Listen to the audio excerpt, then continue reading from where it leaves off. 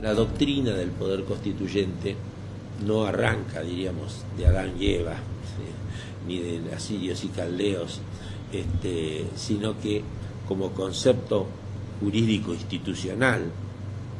como concepto propio para la organización del Estado,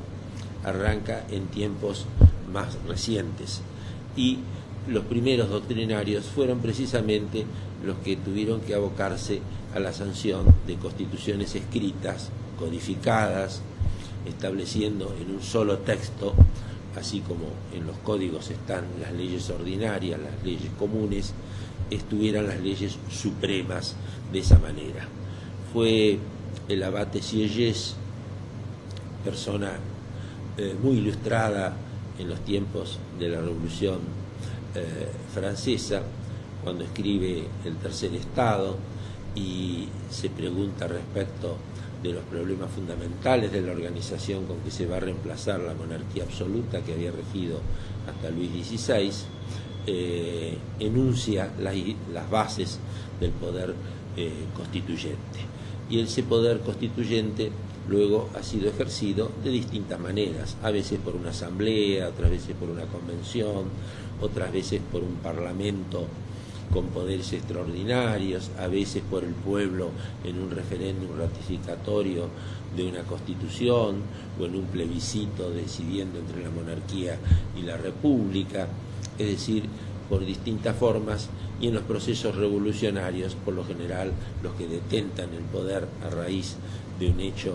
que rompe, que hace ruptura con las reglas precedentes, también se ejerce el poder constituyente, que luego tiene que ser legitimado, sin duda alguna, en las concepciones democráticas por la soberanía popular. Pero esta distinción es entre poder constituyente y poderes constituidos la que permite hablar de la ley suprema y hablar de ese escalonamiento, llámese pirámide jurídica, llámese distintos escalones de una grada,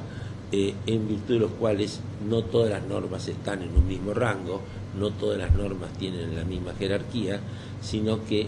las normas de superior jerarquía están indicando cómo se habrán de sancionar las normas de menor jerarquía. Y hay un mecanismo diferenciado para modificar las normas comunes y otro para las normas supremas. Y tiene que haber un mecanismo, llámese control judicial, llámese control concentrado, llámese como se llame, para que las normas inferiores estén según lo establece la Constitución o ley suprema o ley fundamental. Por eso,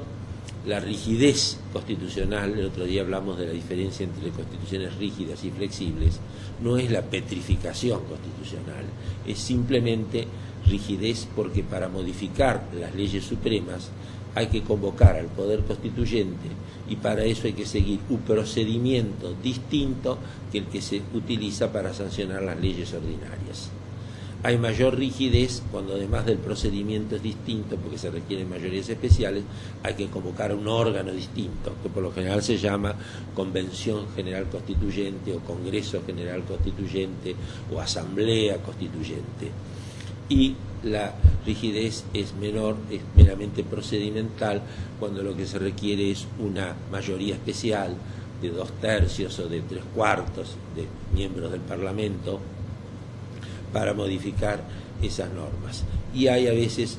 otro tipo de rigidez, que es la que requiere la ulterior aprobación popular, como es el caso de Suiza, donde ninguna reforma se puede hacer si no cuenta también con la aprobación de la mayoría de los votos de los cantones y del pueblo suizo. Hay otros países que también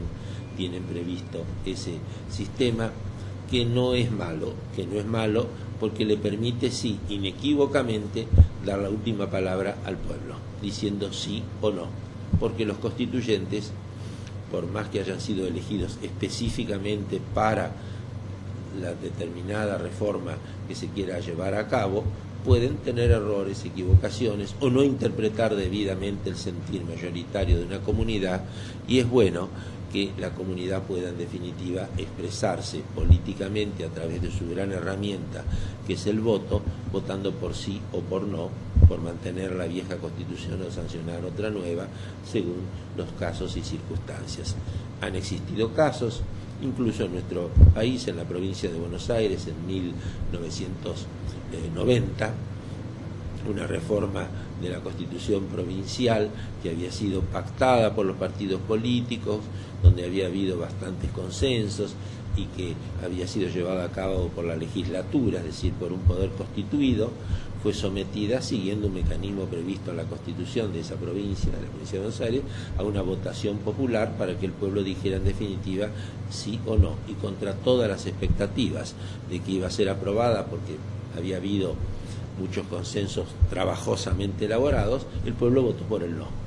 y no se aprobó esa reforma. Años después sí se convocó una convención, que era el otro mecanismo posible. La Constitución ofrecía dos mecanismos de reforma, se optó por el otro y se hizo ya una reforma por constituyentes elegidos por el pueblo a ese efecto de modificar la Constitución. Como ven ustedes, la diferencia entre poder constituyente y poderes constituidos es la que conduce a un tema que vamos a desarrollar después en las bolillas o unidades respectivas del programa, que es el control de constitucionalidad. Al haber una ley suprema, producto del poder constituyente, y al haber otras normas, leyes, decretos, reglamentos, sancionados por otros poderes, que son los poderes constituidos, y debiendo los poderes constituidos ajustarse a lo trazado por el poder constituyente, en definitiva tiene que haber un control de constitucionalidad para que si una norma inferior contraviene, contradice, viola a una norma de jerarquía superior, se imponga la superior y quede desplazada la norma violatoria que es de rango inferior. El gran constituyente, en definitiva, es el pueblo, porque una constitución puede ser perfecta, técnicamente hablando, sancionada por las más grandes eminencias, con los grandes debates y con los grandes y mejores asesores, pero es la comunidad la que a la postre, es el pueblo, la que le da la efectividad, que es la vigencia real y concreta de las normas. En nuestro país tenemos la experiencia de constituciones que fueron muy bien elaboradas, pero que no llegaron a tener vigencia y efectividad porque motivaron una reacción que llevó a que no fueran definitivamente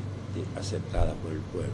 Incluso hubo una gran asamblea que se llamó Asamblea General Constituyente de 1813, y el año próximo se celebrará el bicentenario, que se llamó constituyente pero no llegó a sancionar una constitución, no tuvo oportunidad por las vicisitudes de la vida política de esa primera década después de la Revolución de Mayo. Sancionó sin normas de una enorme importancia que ya comprometían a favor de la forma republicana de gobierno, no obstante que había algunos intentos monarquizantes en danza, no tanto por convicción sino como forma defensiva ante la posibilidad de que las potencias europeas reincidieran en los procesos de colonización. Pero esas normas que perduraron e inspiraron después a otras posteriores y que están en el plexo constitucional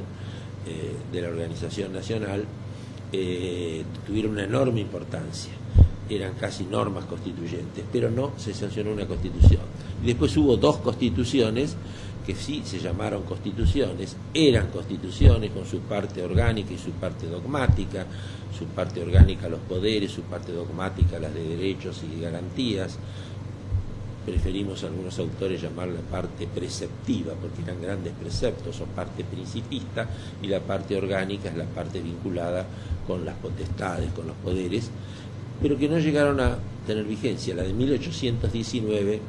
y la de 1826. La de 1819, sospechada de ser promonárquica, no obstante que tenía grandes avances y muy buenas intenciones, y muchas de sus normas habían sido tomadas de la Constitución de Cádiz, que ahora se está celebrando el bicentenario y que fue la primera constitución española no había tenido España hasta 1812 una constitución, y ahí nace la idea de la soberanía de la nación y la idea del liberalismo constitucional, y la Constitución del 26, que era unitaria y que fue rechazada porque estaba sometida a la condición de que las provincias la aprobaran, fue rechazada por la casi totalidad de las provincias, y de esa manera no llegó a tener vigencia efectiva. Y algunos procesos constituyentes que duraron determinado tiempo, es decir, el proceso constitucional argentino, como ustedes habrán visto en historia, debió consagrarse inmediatamente después del Pacto Federal del 4 de enero de 1831, pero recién en 1852, después del pronunciamiento de Urquiza y de la batalla de Caseros, se reúne el Congreso General Constituyente, sanciona la Constitución el 1 de mayo de 1853, que hay que recordar que es feriado nacional porque es el Día del Trabajo, pero también por ley del Congreso es el Día de la Constitución, porque se sancionó ese día, 1 de mayo, y se juró el 9 de julio y se promulgó previamente el 25 de mayo, se juró por los pueblos, como decía el decreto, el 9 de julio del 53, pero no cerró el proceso constituyente porque la provincia de Buenos Aires se había separado de la Confederación, recién volvió después de las batallas de Cepeda, vino el Pacto de San José de Flores, la Convención Reformadora, y en 1860 se cierra el ciclo del poder constituyente, y lo que vienen después son reformas o cambios según las circunstancias, pero el poder constituyente estuvo en funcionamiento, diríamos, latente hasta 1860 a fin de completar el proceso de la organización.